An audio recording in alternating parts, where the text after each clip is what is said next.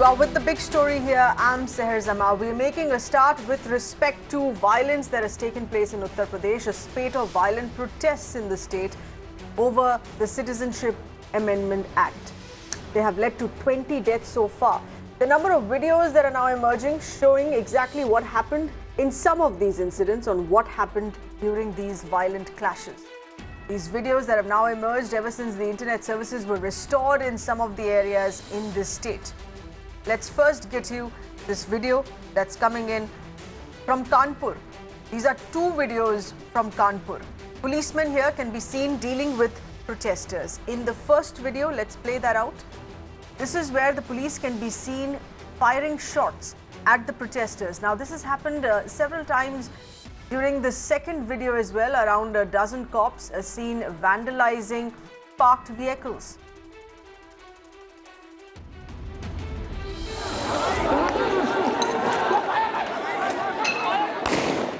Yeah, gully. Yeah, भाई साहब.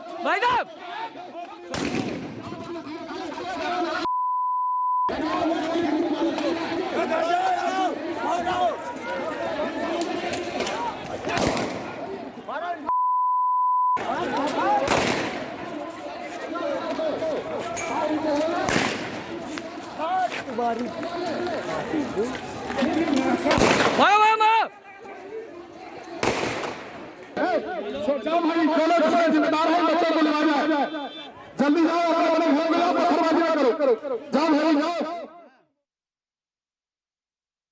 Let's get in further inputs. We have with us my colleague, our correspondent Tanima, with those details here. Tanima, this is a clash from both sides. This is not just a case of bullets being fired. This is also a case of pelting, stone pelting that has taken place at the police. Take us through the sequence of events, because these are two separate videos from two separate lanes in the city of Kanpur. That's exactly right, Seher. In fact, if we just go across and see some of these videos, there are a series of videos which have emerged now, and as you rightly pointed out, now that internet is functioning in certain parts of the state, these videos are in fact emerging from some of the worst hit areas. The first set of visuals that we have for you is of course from Kanpur. Most of these videos are coming from 20th of December, when some of the most violent protests broke out in the state. Now, if you see, this set of video, of course, shows the policemen going to control a particular protest which had broken out, which had turned violent. And over there, you can see that the policemen over there pelting stones back at the protesters. And also, some of them you will see in the visuals there actually opening fire and aiming at the protesters. Of course, in this case, we have to mention that there is still investigation going on whether or not any protester was injured because of this bullets which could have been fired, as is seen in this video. But nonetheless, these are videos which show the kind of the violence that took place during some of these protests. So the first set of video from Kanpur actually shows policemen there taking aim and firing. And this second video that we actually have from Kanpur once again is the policemen vandalizing public property. Now this you can see is a number of cops who have gone to one of the areas which has been worst hit. It looks desolate right now, but you can see from the smoke in the air, tear gas shells have also been fired. And over there you can see the marked areas in the video there that the policemen are actually destroying the property there, and also breaking windows of some of these cars which have been parked over there. So this is of course the first set of visuals that we have from Kanpur, which give a particular picture of the kind of police action which took place in the area during some of the violent protests. Yes, Tanima, please stay on with us because it's not just Kanpur. There have been other affected cities in Uttar Pradesh here as well. And this next video now that is coming from Muzaffarnagar. Once again, this is a case of two separate videos that have emerged after the lifting of the ban on the net here. In this first video, you have the police. It is being seen running away from a group of protesters. They're literally being chased away. Protesters who were allegedly charging at them. In the second video, you have a senior police officer directing a junior cop to fire, but this is to fire in the air as a warning. Let's in fact take a listen into those. हमार fire तो करो यार.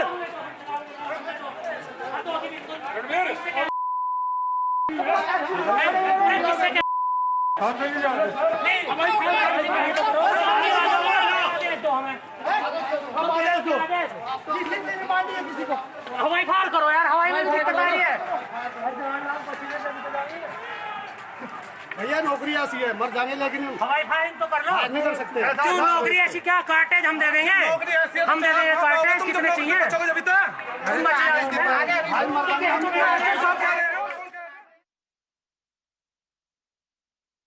Okay, understandable chaos there on the street on how to deal with the protest there in Muzaffarnagar. Tanima, it's important here to note here, while the police has not reacted to the videos, not saying that the authenticity of these needs to be scrutinized. These are videos that have just been released, come to the fore after the lifting of the internet ban.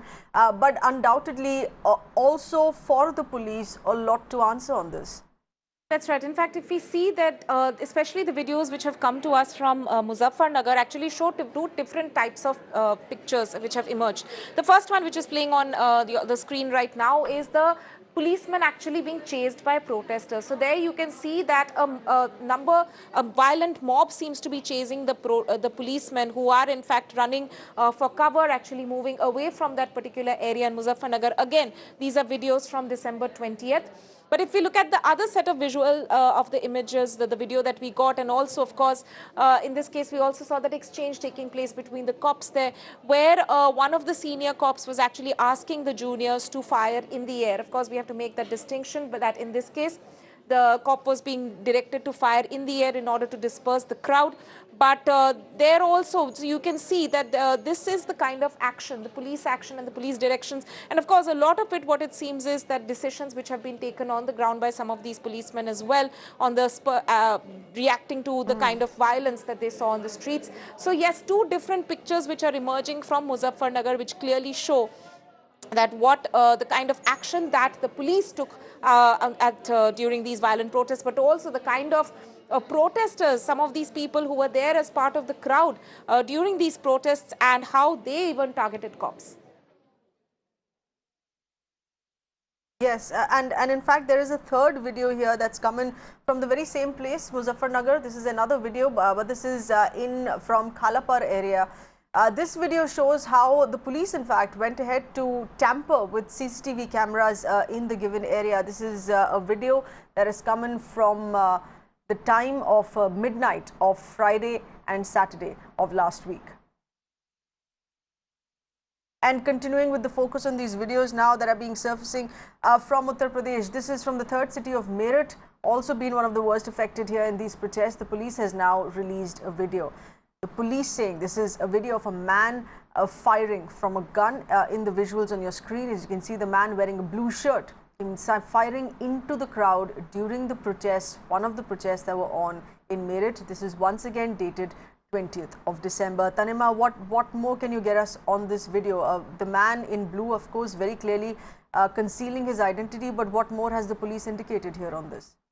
That's right, and this is one of the videos, Seher, which has been released by the policemen, where you can see that they are putting out details and showing how there are there were certain people who are clearly anti-social elements, who were carrying guns when they were part of these crowd, and that they are in fact firing and moving out of that area as well. And they are, of course, standing with, there are other people who are seemingly at least non-violent over there. They are standing over there, but this person comes into the crowd and fires and moves out. Of course, he's taken precaution to cover his identity so that he cannot be nabbed by the police so easily. So this is, of course, an image from Meerut. This is all Muzaffarnagar, Meerut in western Uttar Pradesh, some of the most sensitive areas in the state. And this is the images which have come through to us about the kind of protests that the state saw. Remember, Seher, that 20 lives have in fact unfortunately been lost because of the violent protests that the state saw just a few days back related to protests related to Amended Citizenship Act. But nonetheless, now police are of course trying to catch some of these people who have been seen in the videos, but nonetheless a lot of police videos also showing there how the kind of police action that took place on ground during these protests as well. Right. Tanima, many thanks for taking us through the details of several of these videos now that have emerged. And here's the police action, the crackdown as far as the UP police is concerned to nab in some of these protesters accused to be rioters and spreading violence. The police is sending out notices. This is to those who have been identified as stone pelters through mobile or CCTV footage recordings. With over 150 people that have been found to be involved in vandalism during these protests, the accused have now been given 7 days to reply. Our correspondent Alok getting us further details with respect to those who've been identified, posters of which that have been put up here as well. Alok, what more can you get us on this? See, sir, this whole protest and in fact those whole violence that had happened in Uttar Pradesh as of now, there are three important aspects. That one, that people went into rampage and they did violence. Then the second part is that police did the violence. There are CCTV footages of that where the police are seen in fact vandalizing vehicles, in fact entering into the houses of the people as well. And there are allegations that police also did the complete vandalization in that particular area. And the third aspect is that now the police has started registering the cases, arresting the persons who allegedly involved. In that whole process, police is also sending notices to the people who are found to be allegedly involved in the violence, and in fact those who are seen in the CCTV footages.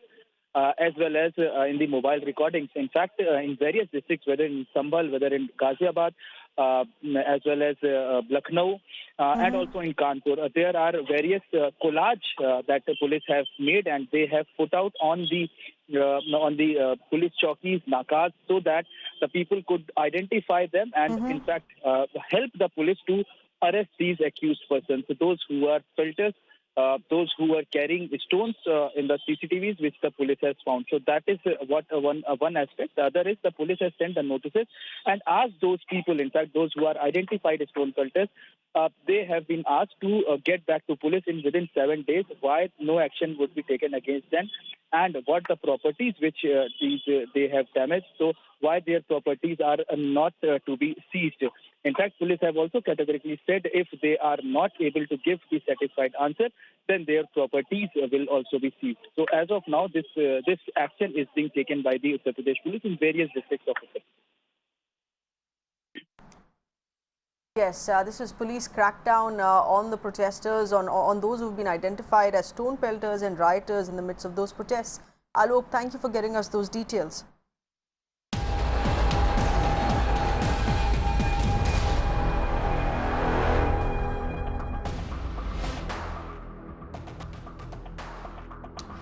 The Delhi police now as well. This is with respect to violence taking place in Delhi during one of these protests. The Delhi police filing an FIR related to this in Seelampur area, which is in northeast Delhi, 17th of December.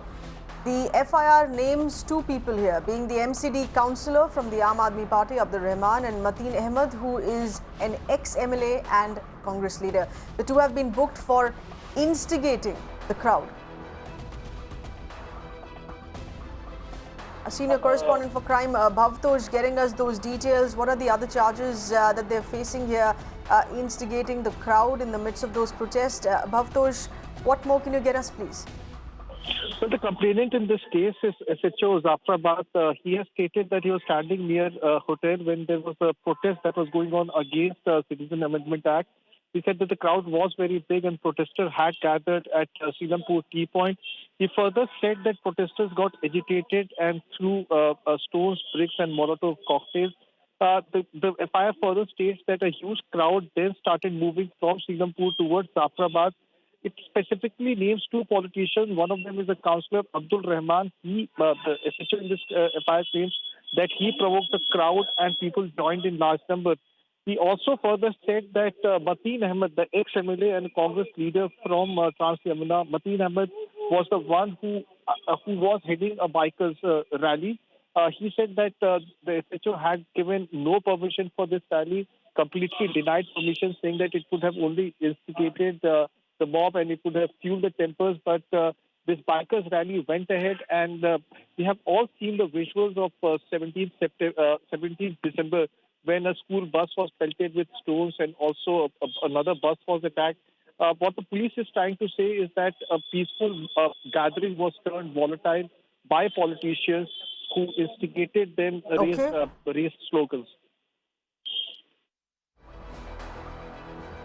Bhavtosh, thank you for getting us those details.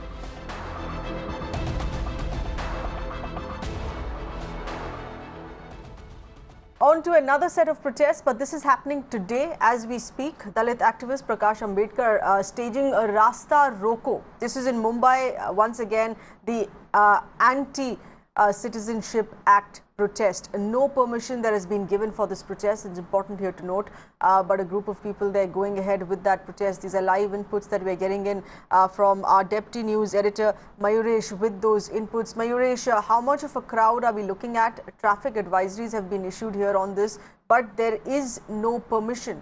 So what is the bandobast on ground? Absolutely right. There is no permission given to this particular Rasta Roko. So if you ask me about what exactly is the situation on the ground, the bandobast situation, I'll show you that. You can see that the Mumbai police personnel are in a large number over here. The senior officials of Mumbai police are also here. They are looking after the bandobast. And this side, if I'll ask my camera person to show you the visuals, right now the Prakash Ambedkar is speaking from this truck, and the large number of people, you can see the gathering early in the morning when we were reporting from here, there were only like 10 to 15 people who were gathered at 11 o'clock. But now you can see that the people have come from across Mumbai, from nearby areas of Mumbai. The people who believe in Prakash Ambedkar, who believe in Vanchit Bahujan Aghadi's ideology, they all have gathered over here to support Prakash Ambedkar. Why Prakash Ambedkar is doing this protest? Because he feels that CAA is not only against the Muslim community or one community, but it is against the Hindu community, it is against the tribal people, it is against the poor people who really don't have any such kind of document to prove their nationality. But still, these people are staying in India since last 4 to 5 generations. So that's why he is leading this agitation. We just had word with Prakash Ambedkar just 10 minutes back, where he clearly said that I will be doing these kind of agitations and the only or the sole aim behind this agitation is to inform the central government that they are doing this wrong. And he clearly made an allegation that the central government is bringing this kind of law or getting this kind of issues at the center to deviate the attention of Indian citizens from the main issues like economic slowdown. Back to you. Right. Well, Mayuresh, thank you for getting us through those details, images of this protest while it is on, and as you indicate, the crowds are still gathering in. Prakash Ambedkar, I beg your pardon, had spoken to us earlier here on this as well before he started on with that speech. Let's in fact take a listen into that. I am leveling an allegation and I am questioning the Prime Minister. Explain to the nation how a 13 lakh Hindus, which is this country is their country, under what law, under what system have you deprived them of registration, and later on you're going to deprive them of citizenship, out of which 85,000 is now in detention camp. You should communicate and say whether 85,000 is in detention camp or no. Earlier you had said that the central government pop up some kind of these issues to deviate the entire country's attention from the main issues. You still stand by this statement? Still stand by this. I appeal to all the economists in this country to come out with a statement.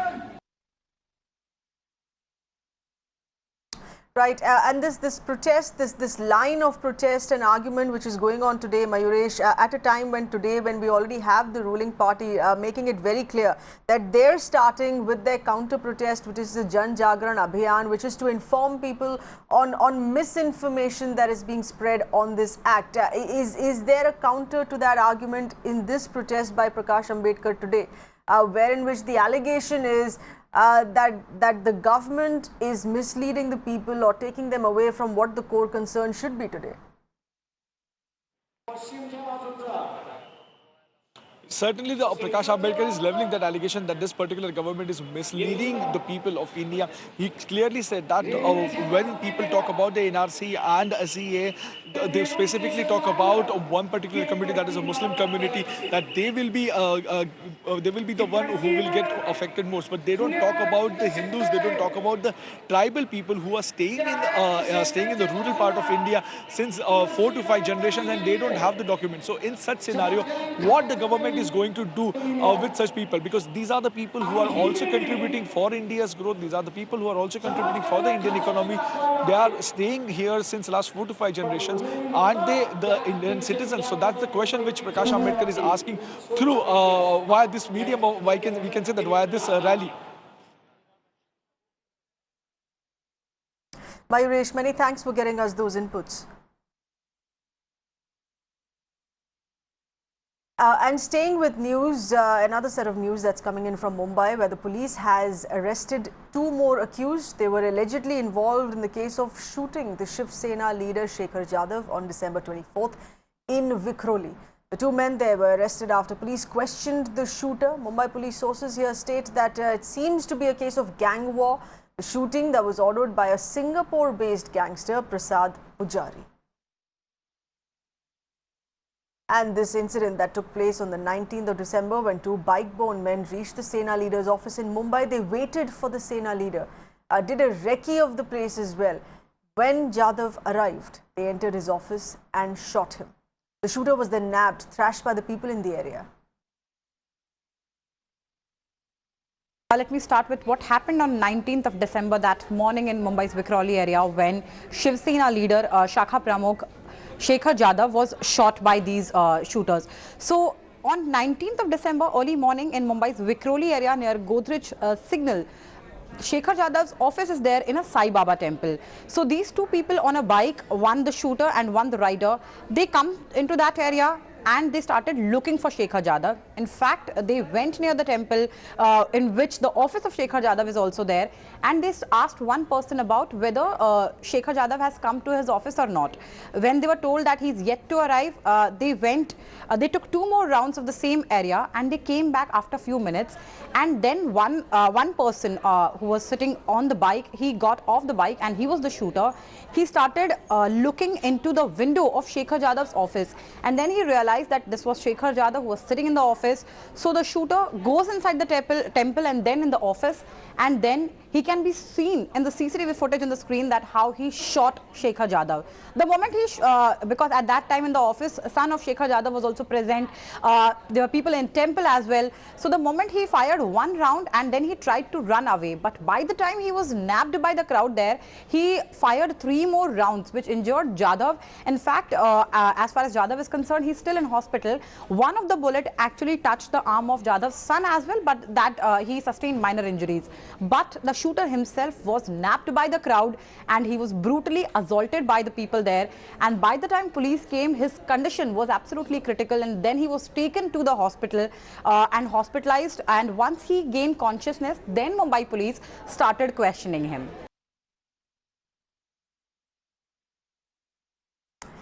In other news, in what was a celestial delight for enthusiasts across the globe today, the decades-last solar eclipse that took place today.